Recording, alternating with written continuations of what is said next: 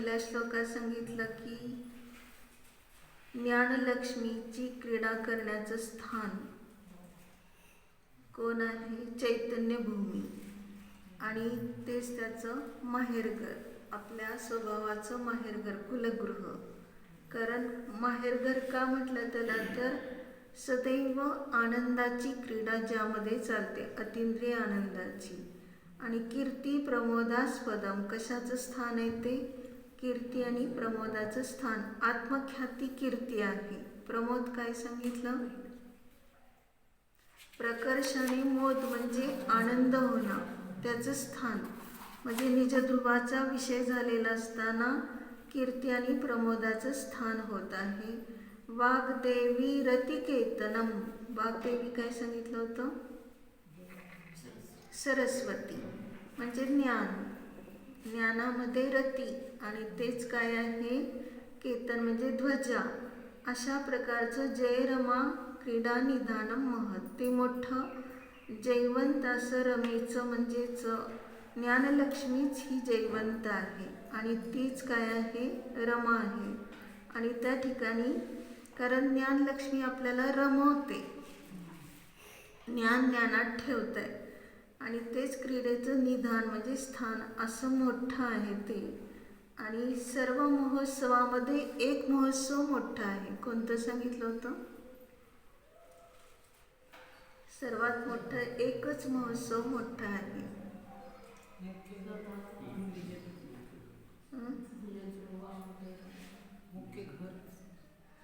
अनंत सुखाचा सागर हे मोठं महोत्सव आहे. आपण पंचकल्याणिकाला म्हणतो महोत्सव, पण ते सगळे उत्पन्न होतात, नष्ट होतात, पण राहतंय कोणतं? अनंत सुख राहतंय कायम, अनंत काळपर्यंत. म्हणून हे मोठं महोत्सव आहे सर्व महोत्सवांमध्ये. असंच एक भवन आणि प्रार्थितार्थ प्रदम, कल्पवृक्षाप्रमाणे संपूर्ण आपला निजद्रोह कारण परमात्मा सर्व काही जी प्रार्थना करतो ते अर्थ देणार आहे. म्हणजे आपण काय मागणार आणि भगवान काय देणार आपल्याला? भगवान तर काही देत नाहीत, आम्ही काही मागत नाही. फक्त एक आपल्या स्वरूपात राहिलं तर याचकता सहज संपते. म्हणून तिथं प्रार्थितार्थ प्रदम म्हटलं. आणि जो कोणी सकाळी सकाळी पाहतो भगवंतांना, प्रातः म्हटलं, सकाळी पाहिल्यावरच आनंद होतो ना. प्रशस्त म्हणजे निर्विकल्पता जास्त असते. उठल्यानंतर कुठले व्यापार धंदा टेन्शन वगैरे काही नसतं. म्हणून त्यापेक्षेने प्रातः पश्यती, मग ती आपल्या जीवनात सदैव सुप्रभात राहो, की जेणेकरून किंचित मात्र हे जिनेंद्र भगवंतांचे 2 चरण, तेच एक त्याची एक कांती अशी आहे की कल्पवृक्षाच्या पानाप्रमाणे. हे भगवंतांना म्हटलं निश्चयाने आपले चरण कसे आहेत? चरण म्हणजे स्वभावात राहणं, आणि स्वभावात जो राहतो द्वय म्हणजे भेद विज्ञान करून, तर तोच काय होतो? आपल्या छत्रछायेखाली राहून आनंदाला प्राप्त होतो. म्हणजे त्याला बाहेर काही शोधावं लागत नाही.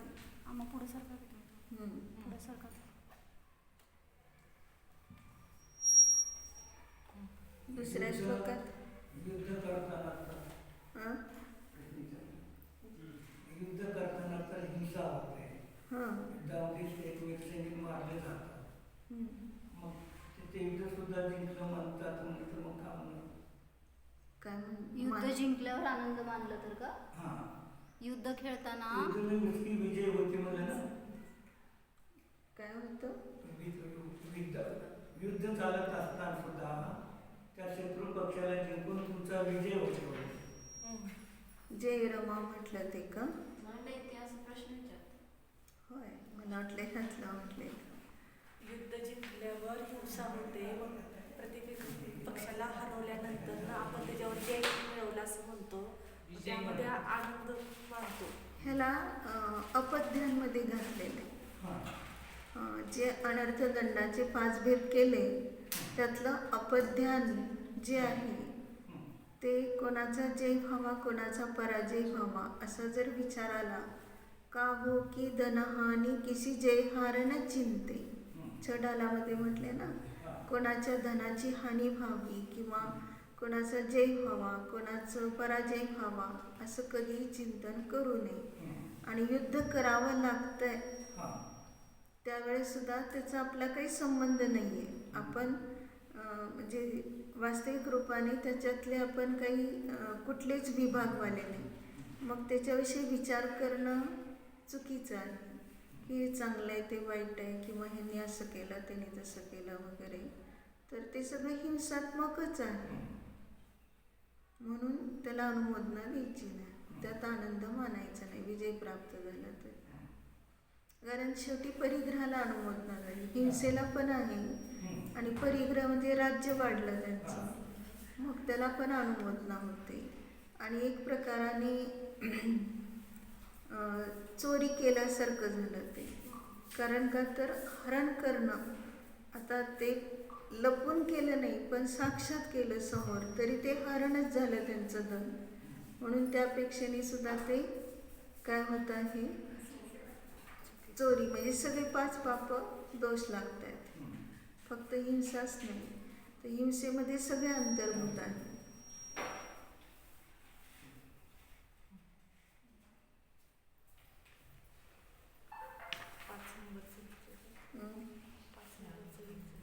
पाच नंबरचं झालंय, 6 नंबरचं 6वा श्लोक म्हणा. तेच आहे मंगलाष्टकाची चालू. दानज्ञानधनाय दत्तमसकृत् पात्राय सद्वृत्तये चीर्णान्योग्रतपांसि तेन सुचिरं पूजाश्च भव्यकृतां शीलानां निचय समामलगुणे सर्वसमासादित दृष्टस्त्वं जिनयेन दृष्टिसुभग श्रद्धावरेण क्षणम्. काय म्हटले या ठिकाणी, म्हणजे जिनेंद्र भगवंतांना संबोधन करून हे जिन असं घेतलेलं आहे. हे जिनेंद्र भगवंता श्रद्धा परेन येन दृष्टी सुभगः त्वं क्षणं दृष्टः. भक्तिपूर्वक ज्यांनी तुझे रमणीय स्वरूप क्षणमात्र अवलोकन केले आहे. काय सांगितलं, क्षणं दृष्ट, एक क्षणभरच दृष्टी पडली तर काय होतं ते सांगितलं. म्हणजे पण श्रद्धापरेन म्हणजे अगदी श्रद्धापूर्वक तुमच्यावर त्यांनी दृष्टी दिली ज्यांनी, तर ते कसे आहेत, दृष्टी सुभगः त्वं. कारण तुमचं रूप एवढं सुबक म्हणजे सुंदर आहे आणि ते पाहण्यायोग्य आहे, म्हणजेच वितराग स्वरूप. आणि त्यावेळेस त्याच्यावर क्षणमात्र त्याला फक्त अवलोकन केलं तर तेन ज्ञानघनाय सद्वृत्तये पात्राय दानम असकृत दत्तम. त्यांच्याद्वारे काय झालं, ज्ञानघनाय. ज्ञानघन म्हणजे धन एक घन आहे, ते ज्ञानधनाय म्हणजे ज्ञान हे ज्यांचं धन आहे असे ज्यांचे अशा उत्कृष्ट चारित्राचे धारक अशा मुनींना वारंवार दान केले. काय म्हटलं, ज्ञानधनाय ज्यांना द्यायचं त्यांची चतुर्थी असते. ज्ञान ज्यांचं धन आहे त्यांना, आणि उत्कृष्ट चारित्राचे धारक सद्वृत्ते ती पण चतुर्थी आहे. आणि पात्र कोण आहे तर उत्तम चारित्राचे धारक असे पात्र मुनी, त्यांना दानम असकृत, सकृत म्हणजे एकदा आणि असकृत म्हणजे वारंवार, दत्तम कोणतं दान दिलं वारंवार त्यांना, ज्ञानाचं दान दिलं. का ज्ञानधन आहे म्हणजे वारंवार ती पर्याय काय करते, स्वभावाला जाणण्यासाठी उत्सुक होते, स्वयं स्वतःला जाणण्यासाठी उत्सुक झालेली किंवा अतिंद्रिय आनंद भोगणारी पर्याय स्वतःसाठीच ती वारंवार काय झाली, दान दिली गेली. आणि व्यवहारण्याने भगवंतांनी दिव्यध्वनीतून अशा पद्धतीने वस्तुव्यवस्था सांगितली की सर्वांना त्याचं दान झालं. आता इथं पात्र जे उत्कृष्ट चारित्र्याचे धारक वगैरे त्यांना जरी ते घटवलंय तरी ज्ञानधन कोणाचे, तर प्रत्येक जीवाजवळ ज्ञानधन आहे. अशा त्यांना वारंवार दान दिलं. म्हणजेच कोणतं दान दिलं, फक्त स्वयं स्वतःमध्ये राहा, एवढंच आपलं द्रव्यगुण पर्याय ह्याची ओळख करा आणि बाकी परद्रव्य आपलं काही नाही. अशा पद्धतीने ह्या सर्वापासून ज्यांची वृत्ती आपोआप निघून गेलेली परद्रव्यापासून, कारण का तर स्वभावातच सगळं काही आहे म्हटल्यानंतर किंचित मात्रही बाहेर याचकता राहिली नाही. उग्र तपांसी चिरणानी, आणि त्याचे उग्र तप त्यांनी काय केले, चिरणानी म्हणजे केले. सुचिरम पूजाश्च भव्य कृता. मग कोणी कोणाला दान दिलं, काय सांगितलं? मुनींना दान दिलं. वारंवार मुनींना असं दान दिलं. म्हणजे पात्राय म्हटलं ना, कोण जे उत्कृष्ट पात्र आहेत, ज्ञान चारित्र्याचे धारक असणारे. मग सच्चारित्र्याचे धारक आहेत ते, त्यांचं ज्ञान हेच धन आहे. अशा पात्राला ही सगळी चतुर्थी त्यांना दान वारंवार दिले. कोण दिलं? काय दिलं? भगवंतांनी दिले. भगवंतांनी मुनींना दान दिलं असं. म्हणजे दिव्यध्वनीतून संबोधन केलं. आणि उग्रतप ज्यांनी केलेलं आहे, सुचिरम पूजाश भव्य कृत, चिरकालापासून त्यांनी पुष्कळ पूजा अर्चा वगैरे केलेल्या आहे. अमल गुणैः सह शीलानां सर्वः निचयः समासादितः. तसंच निर्मल पवित्र गुणाबरोबर त्यांनी शील समूहाचे पालन केले. काय केलं?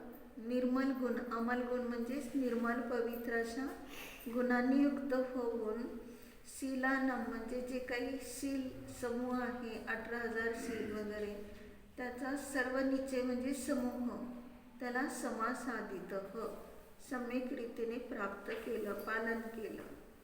म्हणजे ज्यांनी तुमचं दर्शन, म्हणजे एक क्षणभर जरी दृष्टी दिली तुमच्याकडे, तुमच्या म्हणजे भक्तिपूर्वक जो एवढी दृष्टी देतो तर तो एवढ्याला पात्र होतो, हे सांगितलं. म्हणजे तो सम्यक दर्शनाला प्राप्त होतो, अनंत सुखाला पात्र होतो, निर्मल चारित्र्य त्याचं प्रगट होतं.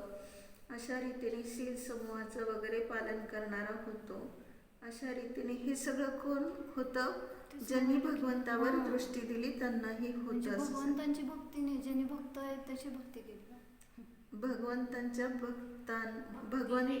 भक्ती केल्यानंतर काय काय मिळालं असं सांगितलं. हे सगळं मिळालं. म्हणजे ती पण कशी, एक क्षणभर दृष्टी दिली. आता पहा की आपण पाहतो ना विभावामध्ये, एक उदाहरण सांगितलं की शास्त्र चालू होतं आणि जेव्हा ते मुनी संघ वगैरे ब्रह्मचारी सगळे बसले होते, शास्त्र चालू असताना दरवाजातून एक स्त्री आली. त्या स्त्रीकडे सहज दृष्टी गेली, अगदी क्षणभर, एका ब्रह्मचारीची. आणि ते आचार्यांनी पाहिलं, पण आचार्य काही बोलले नाहीत त्यावेळेस. मग त्याच्यानंतर ती दृष्टी एकदा जरी त्यांची क्षणभर गेली होती तर मनात विचार आला ती किती सुंदर आहे, आणि म्हणून परत पाहण्याचा विचार झाला. तिला परत पाहण्यासाठी काय केली, दृष्टी वळवली. आचार्य म्हटले, आता तुम्ही प्रायश्चित्ताची भागीदार आहात. म्हणजे त्यावेळेस तुमचं सहज दृष्टी गेली होती आणि आता मुद्दाम पाहण्याचे भाव झाले, म्हणजे विकार झाला, म्हणून प्रायश्चित्ताचे भागीदार. आता हे उदाहरण कशासाठी सांगितलं की सहज दृष्टी क्षणभर जरी गेली तर त्या विभावात ते संस्कार इतके दृढ झालेले विभावांचे, त्यामुळं ते रूप पाहण्याचे पुन्हा विचार येतो. मग तसं या ठिकाणी भगवंतांची वितराग मूर्ती, न्यायिकतेची वितराग अशी सुंदर निर्दोष मूर्ती पाहिल्यानंतर, मूर्ती म्हणजेच भगवंतांना पाहिल्यानंतर काय होत आहे, अगदी भक्तिपूर्वक पाहिलंय, ते क्षणभरच पाहिलं, पण त्याला सगळं काही मिळालं हे सांगितलं. म्हणजे ज्ञानधन त्यांचं आहे, चारित्र्य त्याच मुलींचं आहे, ते स्वतःच पात्र आहे. हे सगळं कशाने प्राप्त झालं त्यांना? अतिंद्रिय आनंद भोगण्याची योग्यता वगैरे, किंवा कुठल्याही प्रकारचं काहीही या ठिकाणी अडचण आली नाही. एवढे निर्विकल्प निराकार राहून सगळं काही साधलं, ते फक्त तुमच्या एक क्षणभर दृष्टी मात्राने. म्हणजे ते जसं विभावात आपण पाहतो की नाही, काय काय अनर्थ होतात परत एक दृष्टीने, तसं या ठिकाणी भक्तिपूर्वक भगवंतांच्या रूपाला जर पाहिलं क्षणभर, तर त्याचं किती कल्याण होतं हे सांगायचं एवढं याच्यामध्ये. हे व्यवहार न्यायाने सांगितलं. निश्चय न्यायाने एक फक्त सेकंदाचा लाखावा भाग एवढं जरी स्वतःला अनुभवलं निज ध्रुवाचा विषय करून, तर त्याला अशी रुची निर्माण होते, कारण अतिंद्रिय आनंद असा कधीच भोगलेला नव्हता. आणि तो आता भोगला की पुन्हा पुन्हा त्याला वारंवार काय करावं वाटतं, हेच आपण आत्मानुभूती घ्यावी असं सहज वाटतं. म्हणजे क्षणभर जरी आपण आत्म्याची रुची केली, तर तो आत्म्यातून बाहेर येण्याची इच्छा करत नाही, वारंवार आत्म्यामध्ये राहण्याची इच्छा करतो आणि बाहेरचे सगळे विषय सुटून जातात. हे निश्चयाने जाणायचं.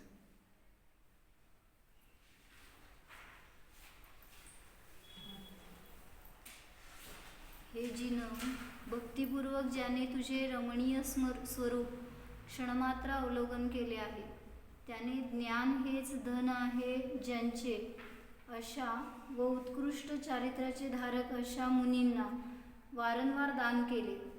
त्याने उग्र तपे केली आणि चिरकालापासून त्याने पुष्कळ पूजा अर्चा केल्या. तसेच निर्मल पवित्र गुणाबरोबर त्याने शील समूहाचे पालन केले. तात्पर्य, तुझ्या दर्शनाचे फळ महान अनंत सुखदायी आहे. हे जिनं मुनींना दान केल्याचे, उग्र तपश्चरण केल्याचे, चिरकाल पूजा अर्चा केल्याचे आणि सर्व शील समूह पालन करण्याचे जे काही श्रेय आहे, ते तुझ्या भक्तिपूर्वक क्षणमात्र तुझे दर्शन करणाऱ्यास प्राप्त होते. मग असं अज्ञानी पण दर्शन करेल आणि तप करेल. भक्ती श्रद्धा परेना हा शब्द पडलाय ना, म्हणजे तो भक्तिपूर्वक करतो, म्हणजेच आपला आत्मा आणि भगवान यांच्यात काही फरक नाही असं जाणून त्या ठिकाणी व्यवहारण्याने भगवंतांची भक्ती म्हटलं. निश्चयाने आपलं भजन सेवने आत्म्याचं सेवन केलं. म्हणजे आता जे पण अज्ञानी आहेत त्यांना जे काही वैभव मिळालं ते कशाचं फळ आहे? ते वैभव जड वैभव आहे, ते पुण्य शुभ भावाने फक्त जे काही पुण्यकर्म झालेलं आहे, तर त्या पुण्यकर्माचं ते फळ आहे. पण ते वास्तविक शुभापर्यंतच राहिला, शुद्धात गेला नाही तर ते तिथंच अडकतो. दानं ज्ञानधनाय दत्तमसकृत् पात्राय सद्वृत्तये जीर्णान्युग्रतपांसि तेन सुचिरं पूजाश्च भव्यकृता शीलानां निचयसमामलगुणैः सर्वसमासादितो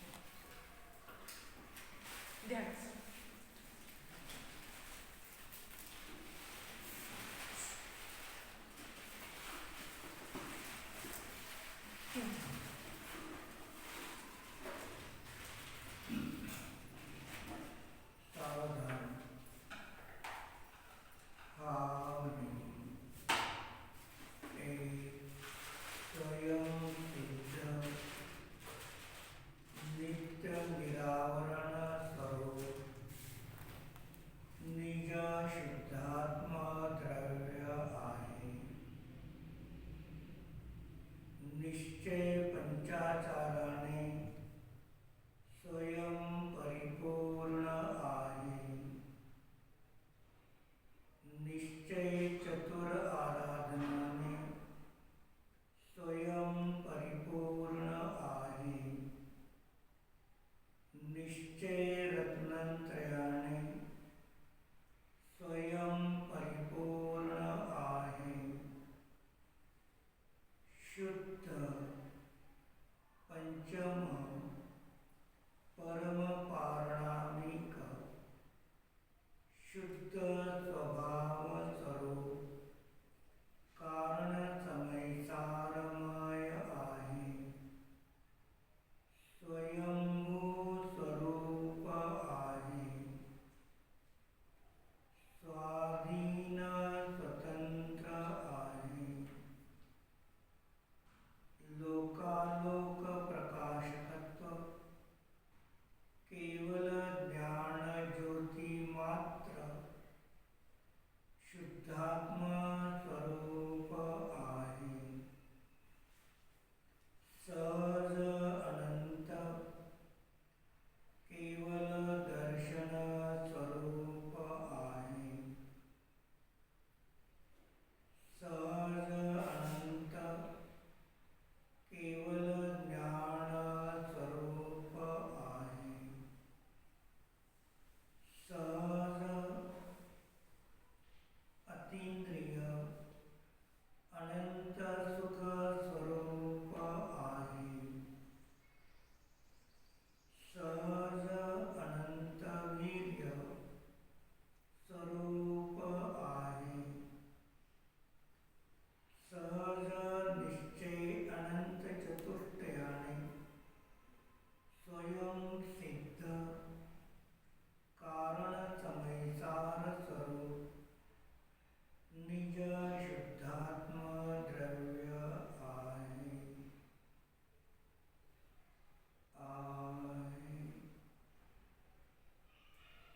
आहे.